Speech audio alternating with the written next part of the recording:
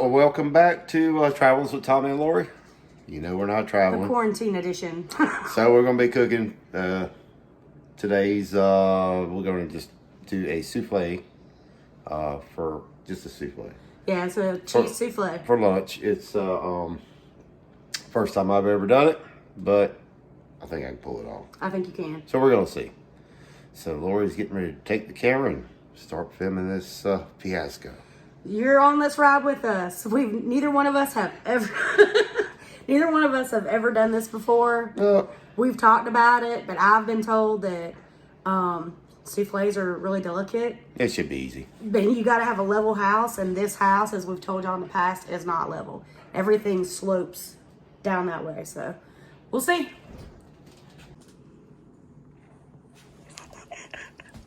All right, so the first thing we're going to do is take you a cookie pan, whatever you want to call it. Got to put it in the oven and preheat it because your ramekins are going to sit on top of this. So you want to preheat it or warm it up 400 degrees.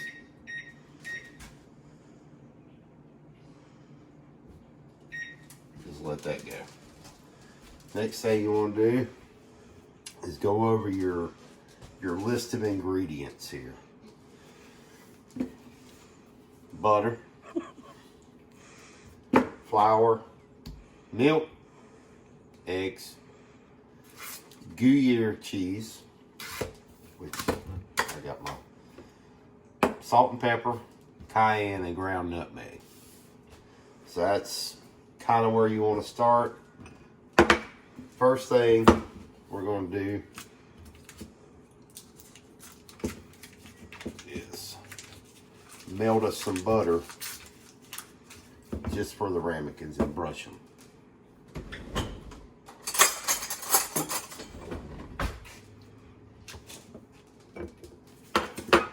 So I thought instead of dirtying another dish just to melt butter, I melt it here and then I'll take my thing and just... Is that what you thought? That's what I thought. So you got your melted butter. You just want to brush these. Y'all, we have a 17-year-old lab, and It's not an old man we got captive in the next room. he makes a lot of grumpy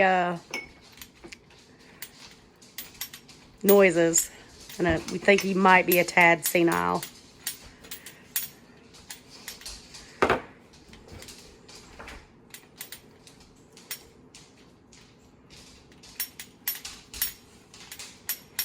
And then you hear the toe tapping of our two youngers. Go lay down. All right, so this is grated Parmesan cheese, and just give yourself a little light sprinkle in the bottom.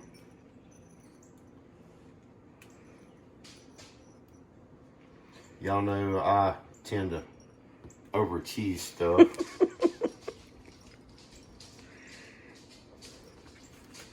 And this is going to be for our actual filling.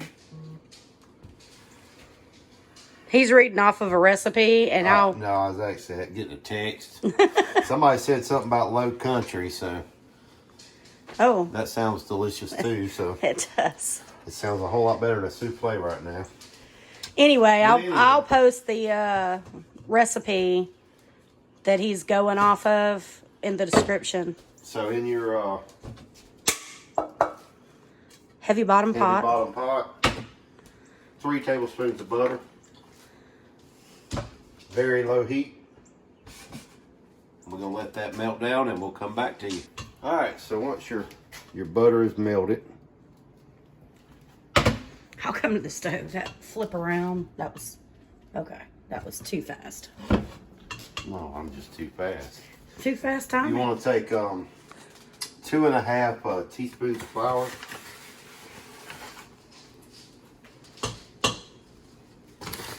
All purpose.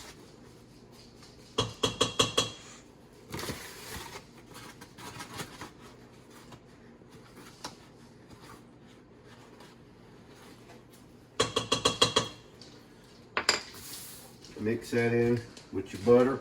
Come around.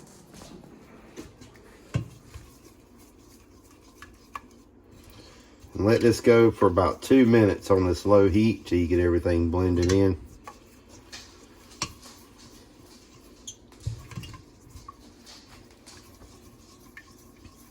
All right, so once you get your flour reduced down in there, take it off your heat.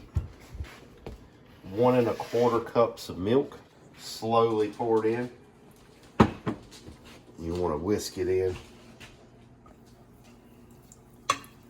See, if you don't, you see how that's gonna all separate, which is, you're gonna break. It's like breaking your gravy. You don't want to break anything. So just slowly mix this in. Taking it off the heat. Yeah, take it off the heat or your milk will scorch. You don't want that neither, because you had a hot pan.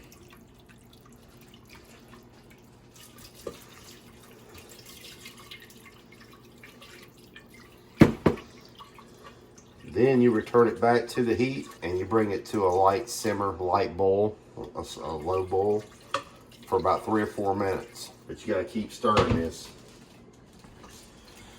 And once it comes to a boil, a light simmer for 3 or 4 minutes, take it off the heat altogether and set it to the side. All right, we'll be back. So your next step is to separate your yolks and your whites. And our stuff is off the heat over here, doing its own thing.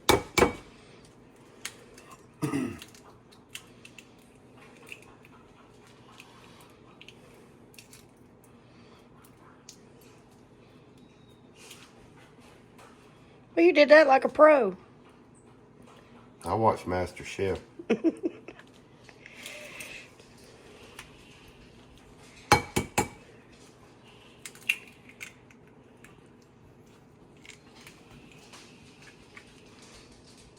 Got that mixed in there. So the next thing you want to do is your salt and pepper. Is that to taste or? That's to taste. Okay. You don't really have a measurement here. So a little bit of pepper, a little bit of salt, and at this point, over season, because when you fold in your whites, it's going to dull it down. This is a cayenne.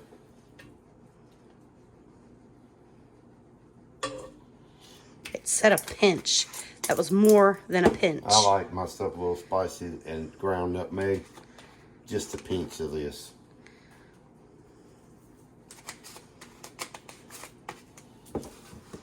Get this mixed in.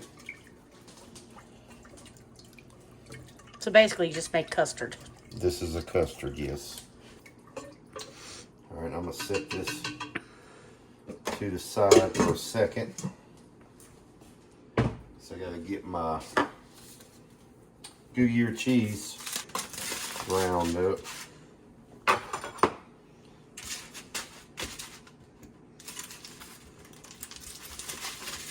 It's supposed to be a 1/4 cup.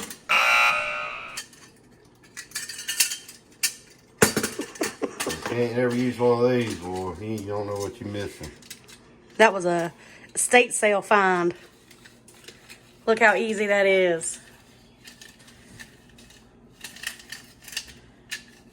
Except for when it's not. No, it's easy. So just mix that until it melts. All right, so all you want to do is get your cheese melted. A little bit of food porn there. You like that cheese pull? Yeah. So once you get that melted, take it off the heat. Well, that's pretty.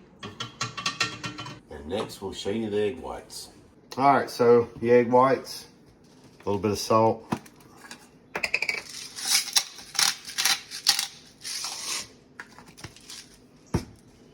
Whisk it on low.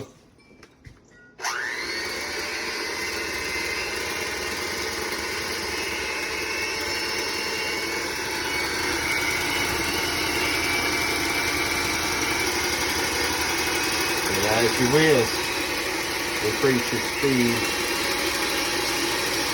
You want to get these frothy. I even got a turbo button. A little bit more. See how that made that little whoop? That's what you're looking for. So then you throw this thing somewhere that ain't in your way. You take your mixture and get back over.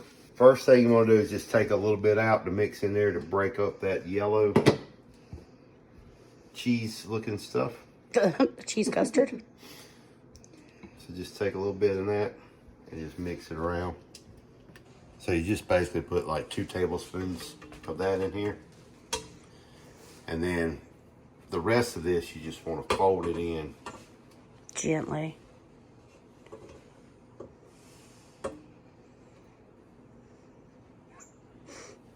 Yeah, just dump it in. No, you're folding this into it.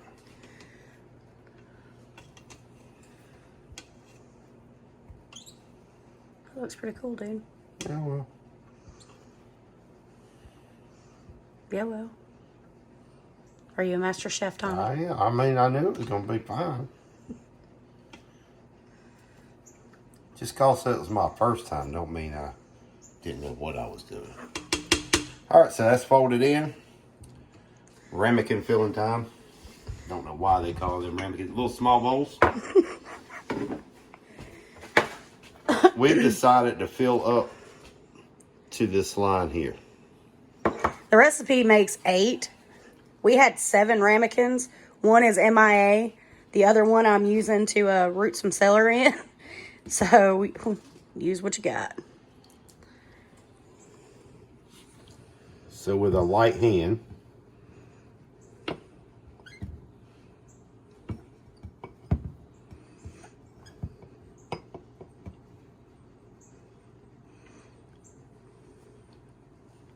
that's what we're talking about right there. All right, we'll be back. So at this time, if you didn't want to cook these right now, you can seal them off with some cellophane, cling wrap, whatever you got, and you can freeze them at this point. And then when you get them out, you just add to the cooking time. So they're going to go in the oven for 8 to 10 minutes.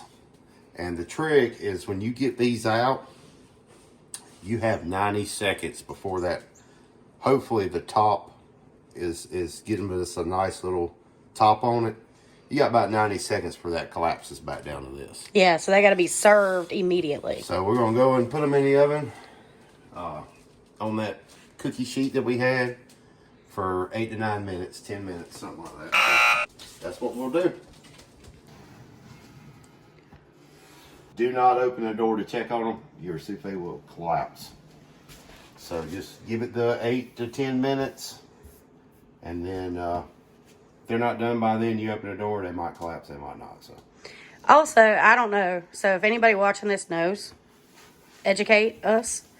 I was always told too, if you even bang a door hard while you're cooking a souffle, it'll deflate. So let us know. Comment. or don't.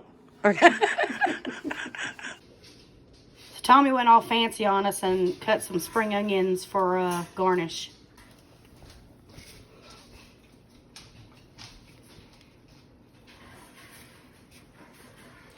Starting to deflate.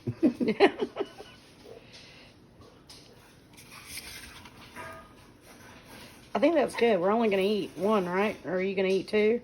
4? Well, there we go. So Tommy's going to dig in and try right quick.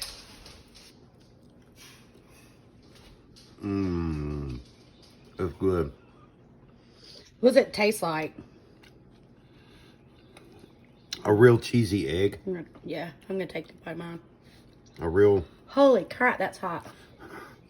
Yeah, it tastes like a real cheesy egg. The onions on top were a good idea. You're welcome. Good. I'd do it again. All right. That was Sunday when we did our filming of our souffle. You're in it. I got you. Make sure I look at the camera. Yes, please. And we thought we were going to redo it, and we probably will. So today is Wednesday, and as you know, tomorrow our video goes out. So I will redo it because I didn't really know what I was doing. Now I do, kind of. I could redo the same one, or I could do a fruit, maybe like a berry mixed blend berry one, maybe be a little different. So that might be in the near future. We'll redo it. What did we do wrong? Oh my Lord! Don't get us wrong. It was really good. Oh, the flavor was great. The main thing that I didn't do was beat the whites enough to give them fluff to where they could actually push up and make it a real souffle. Mine was flat, which I didn't watch any videos or anything. I just made it. Yeah, there was zero research. We found a recipe, and he made it. So, yeah, I've never seen all that and didn't know how really to beat the whites. It said till it comes to a little point in the thing, but really you got to beat it till it's really nice and fluffy, and then do the same process, but you'll get a lot more rise out of it. It'll stay longer and be a little more dense instead of a little soupy like ours was. But it was good. Well, we had 3 that turned out really well. Well, when I say really well in terms of we really didn't know what the hell we were doing. And then we had 2 that probably could have done with another 2 to 3 minutes in the oven. And that is another thing. Our oven, as we've noted before, is a couple years old. And our cook times vary so much, it's kind of hard for us to. So instead of going the 8 to 10 minutes, we ended up really going close to 15 minutes, and it still really wasn't done. Yeah, on those last 2, they probably could have went an additional. So yeah, probably on ours, it's going to take us like 20 minutes to do one, which with your oven, it should be 8 to 10 minutes, and it should be done. So, and maybe that's because our egg whites wasn't whipped enough too. It might have affected the cook time. So when we redo it, we'll have to really do one at the 8 to 10 minutes just to see if the eggs white makes a difference, and then and if it didn't, just do the other one at 20 minutes. So we appreciate y'all watching the video, and hope you enjoyed it. We'll do it again. Again, thanks for coming with us. We hope you enjoyed the video. Don't forget to like, share, subscribe, and hit that notification bell for future posts. Bye-bye.